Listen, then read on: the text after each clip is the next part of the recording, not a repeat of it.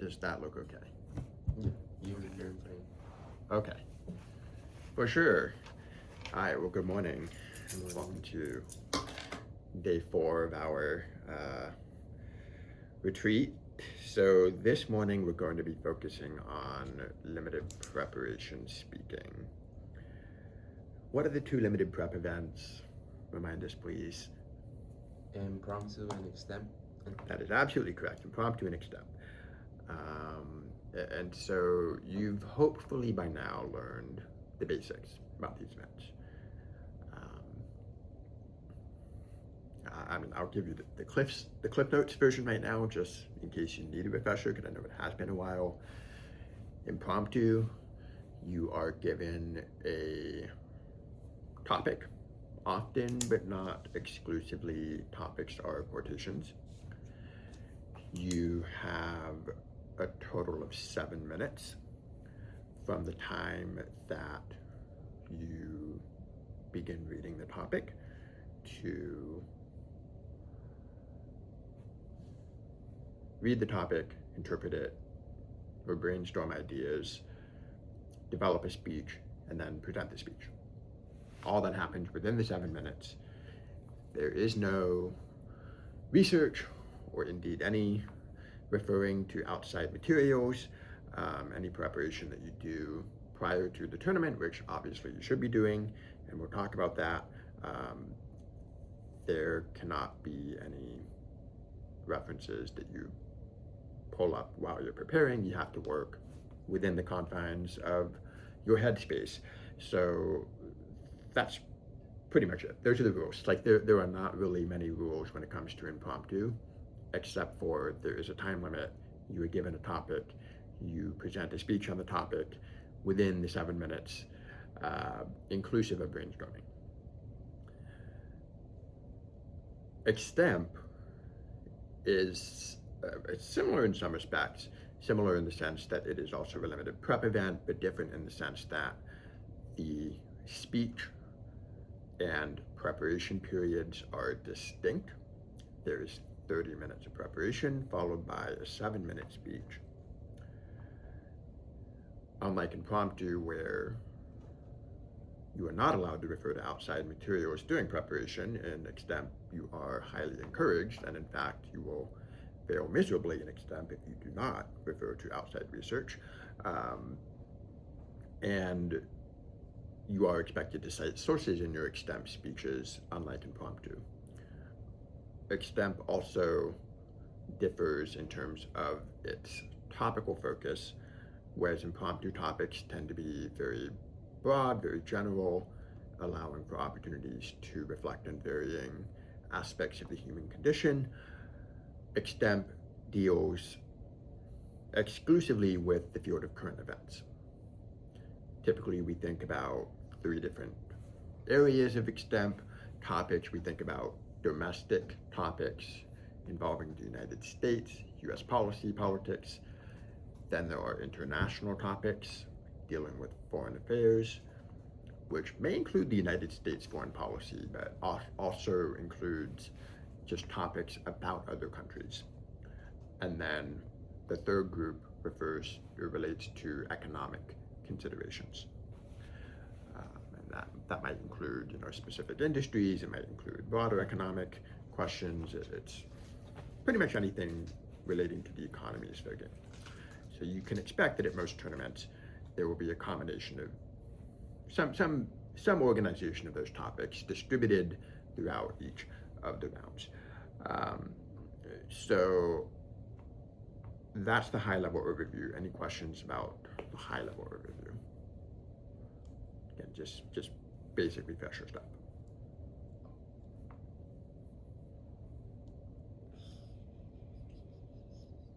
I mean, I've never done extemp, but I don't seem to have any questions right now. Okay, that's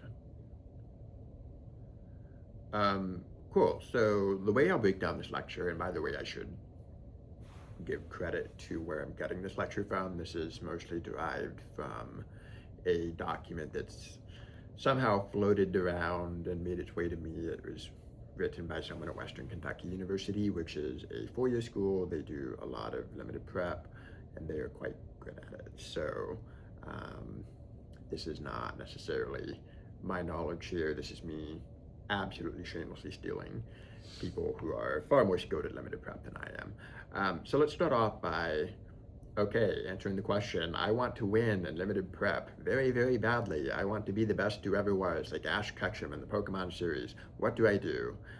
First of all, if you want to win a lot, I mean, it really comes down to practice.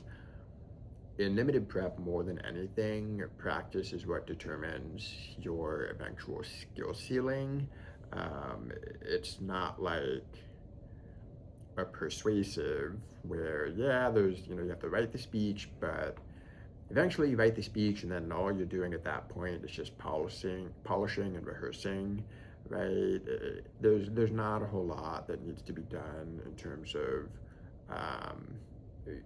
for example, getting into a quote unquote rhythm before every tournament, aside from just, giving the speech. Limited prep is a lot different because you are giving a different speech quite literally every single time that you are performing in the event. Because of that, there is a dramatic difference between a student who practices 2 or 3 speeches a day versus a student who might practice like 2 or 3 speeches a week. So your level of commitment really does increase your skill ceiling if that is something that you care about.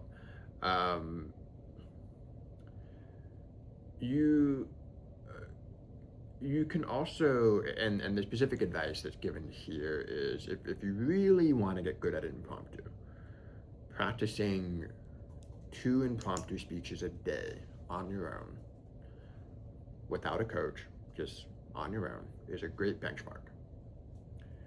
For extemp, because it is more involved, you want to do about a minimum of 3 per week.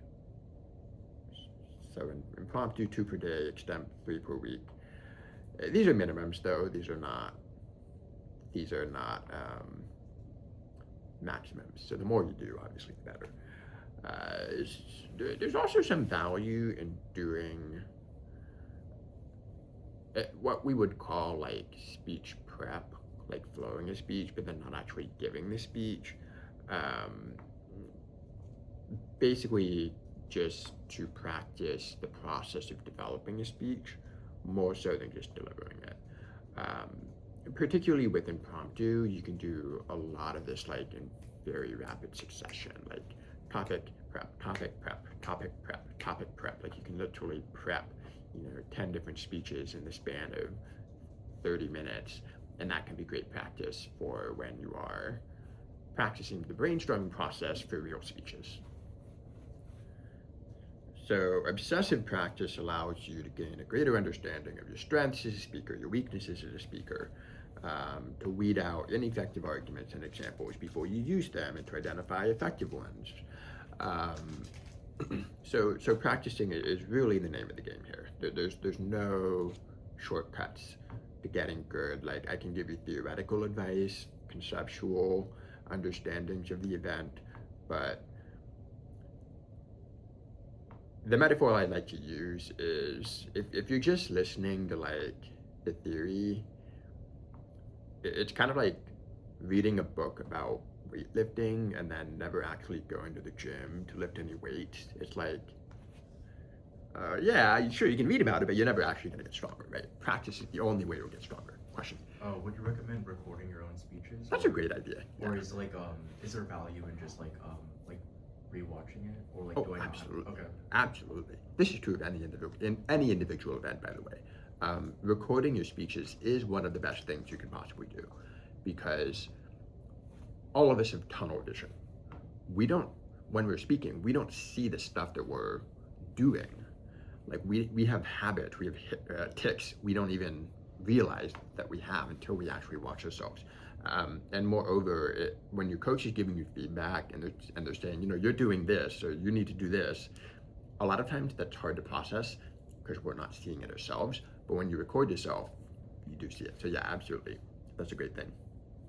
Okay, so practice, number 1. Number 2 is reading. If you want to get good at limited prep, you have to read. You have to do a lot of reading. Do you love to read? Is reading one of your favorite things to do? No. Well, it better be. If you want to get good at impromptu and good at extemp, you have to read. And the reason is because people who read generally know more stuff. Just straight up, they tend to know more stuff. There is a big comparative advantage in both impromptu and extemp for people who do reading, because people who do a lot of reading and they do impromptu are going to have a wider base of knowledge to draw examples from, and people who do a lot of reading for extemp are going to have a greater understanding of the world and how it works, right? I gave a nearly hour-long lecture on the economy. I wasn't an econ major. I only know about the economy because I read about the economy, right? So even just having a general understanding of different areas that extemp topics will be drawn from because you've done reading is exceptionally valuable. It makes prep faster, it makes you more able to articulate stronger, more coherent arguments, and ultimately it gives you the confidence to basically show the whole freaking room, I'm smart, right? There's a big advantage in forensics to being able to demonstrate, I am smart, right? I'm smarter than you, and you should respect that. So reading is how you parlay that into results. However, don't get too narrow in how you read, right? For extemp, obviously you should be reading the news, but you shouldn't just be reading about US politics to the exclusion of everything else. You should read every section in the news website, and read from a variety of news sources, not just a single source. Limited prep, same thing. You want a diversity of examples. So you may love to read, but if all of your examples are just like from anime characters, that's not a broad enough base to really provide much diversity in your examples. You should be looking for a wide swath of examples across many different types of genres and media and so on and so forth.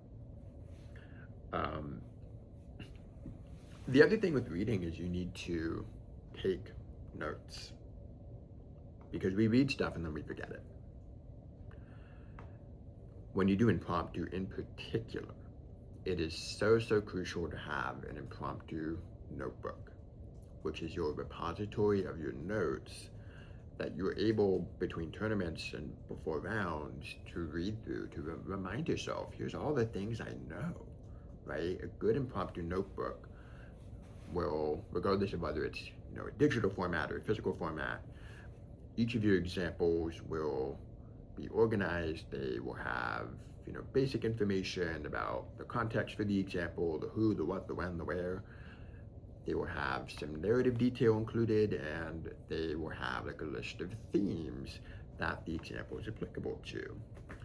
For extemp, we've kind of gotten away from the practice of extemp filing, which used to be much more necessary before the age of the internet, but certainly when you are reading the news, you can still be taking notes and saving articles so that if you have a topic if you have a topic for an extemp speech about something you read about, you can already just go back and pull those articles out. So certainly there are a lot of things we can do to retain the information that we've read. And again, this is all happening before the tournament even occurs. This is stuff that you are doing on your own. Reading needs to be self-directed. I, as a coach, cannot tell you, you need to read more, because I am not your babysitter. I am not with you 24 hours a day, right? Same thing with practicing on your own. You need to ultimately be accountable to yourself. If you want to win a gold medal at Faro Pi, you are the only person who can make that happen. I cannot do that for you. So it requires some discipline on your own. Okay, number 3, self-analysis. You must be self-aware to do well in limited prep. You have to be conscious of your particular strengths and weaknesses. I remember very fondly a student who did limited prep and wanted very badly to be good at limited prep, but they could not possibly ever be good at limited prep because they knew what the weaknesses was and they did nothing to change them. They had a very particular weakness in their delivery that made it impossible for them to ever be good at limited prep. And I probably told them like 20 times, here's what you need to do to fix this, but they lacked the self-awareness to do it. And so they never did it, and they never succeeded, right? So self-awareness is really, really, really, really essential, right? You need to think about at least the following things when you're kind of reflecting on your own performance in limited prep. Number one, am I practicing? Number two, am I reading? Am I taking good notes? Number three, what kind of language am I using when I'm speaking? Am I speaking in a way that's like too casual, or am I speaking in a way that's too formal on the other end of the spectrum? Ask yourself if you feel comfortable when you're giving a speech. Ask yourself, I say comfortable because you want to dispense of this notion that there is like a single archetype for what good speaking looks and sounds like, right? Judges want to see authenticity.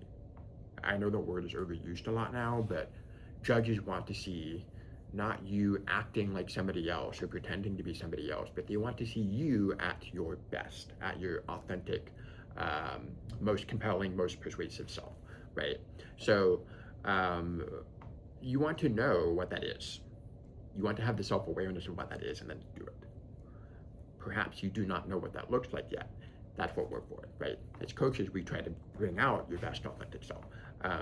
But you need to have the self-awareness to do it.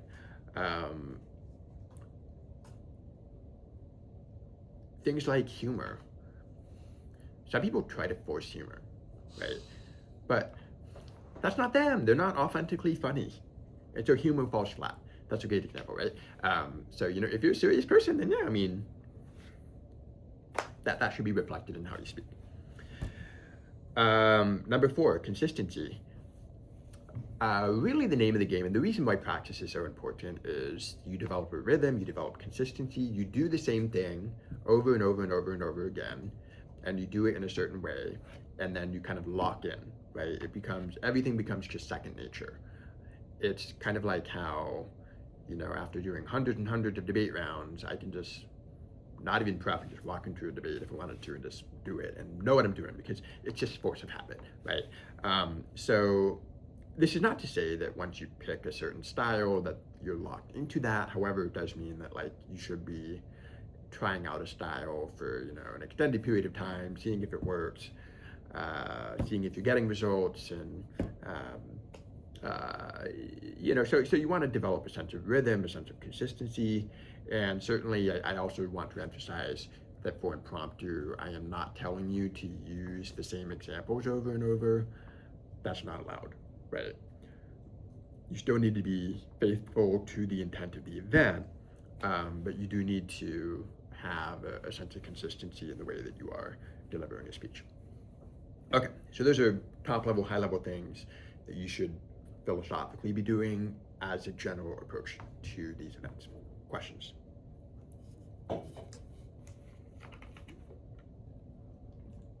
Are you not allowed to reuse examples at all, or is that just a part of the rule? Well, here's my take on it. Most tournaments these days have a rule against using an example more than once at the tournament. So if you use an example round 1, you cannot use that example again round 2. And you cannot use that example again in round 3 or in finals. You can only use it once per tournament. I would say that is fine. I think that forces students to have at least a pretty good stable of examples to pull from. Do note that these rules can be enforced by the tab room because they can read ballots and they can see from ballots the judges wrote what the examples were in the first speech versus the second speech. So if there is a complaint, And even some tournaments, they just proactively check, even if there's not a complaint, they can enforce it. So it's really important to make sure that examples are original. I would say on a larger basis, though, you want to avoid a situation where you are using stale examples. In essence, I think that the shelf life of a good example should be no more than 2 or 3 months, because you should be constantly reading and you should be constantly turning over new examples, getting rid of old examples and introducing new examples. And the reason for this is you do not want to have a situation where you're reusing examples, even at different tournaments, but in front of the same judge, right? Because if you get judged by somebody at one tournament and you use the same examples when you're judged by them again at a different tournament, that creates a perceptual problem that you might be reusing or recycling examples. So just be careful with that. Yeah, but I would say in general, the more that you read, the less of an issue that should be, because you should have several dozen examples to pull from in any given tournament.